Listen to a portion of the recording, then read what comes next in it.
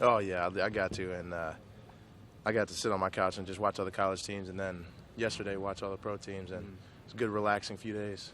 I'm assuming you watched Alabama, Mhm. LSU. Yeah. What were your thoughts on that? I mean, both teams were really good. LSU seemed to have some momentum in the beginning and be able to move the ball up and down the field, but Alabama is, I mean, they're one of the best technical teams in the country, so they kind of broke them down a little bit. But I mean, I saw holes in both teams and Yeah.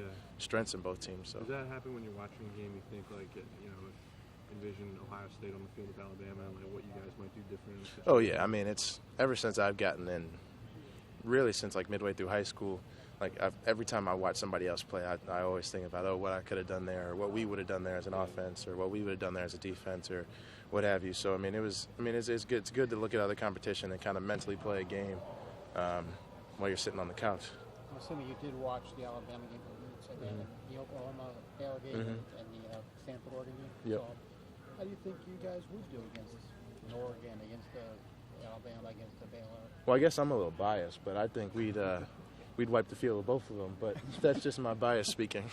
That's Alabama, and who's the other one? Whoever. Okay. Whoever. I mean, and how much do you guys really follow this, and how much are you really rooting for Stanford, rooting for LSU? Oh, I mean, I was the biggest Cardinal fan for 3 hours, but I mean, because we need a little bit of help, but at the same time, we still got to take care of our business. We got to go out there and show them why we're one of the best offenses in the country, show them why we're one of the best defenses in the country, and why we have the best kicking game in the country. So we know that we got to go out there and take care of business that we have to handle, but also we know that we need just a little bit of help as well. And when you know that you're in the situation you're in, you hear the detractors around the country saying the schedule hasn't been very good, whatever they say. How do you take that? I mean, I take it just as far as it comes out of their mouth. I mean, they can think whatever they got to think. We're going to go ahead and handle our business and play our best game every week. Do you feel like you guys need to win, like with style points, seeing that every little bit's going to help in the BCS?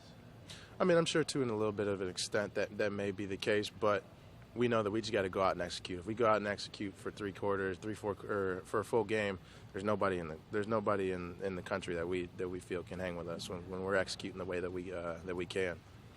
A couple of years ago, you remember that trip very well? Whoa.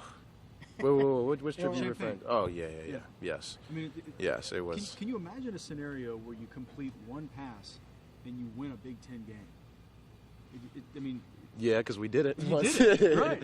It just seems like in a unique scenario. Can you recall what it was like to be a part of this offense at that point versus what it's like today? I mean, The it's efficiency of it? it's definitely different, that's for sure. But I mean, it's just completely different offensive strategies. They're 2 different offensive minds, and I'm sure when we went out and played, I mean, I can't remember off the top of my head, but I'm sure we executed a game plan that we were probably trying to get well. Obviously, it wasn't as good as we planned it to be, but at the end of the day, it sucked, but we got a W. The only guy who caught a pass was the tight end. Yeah, Jake had a touchdown. To have a game where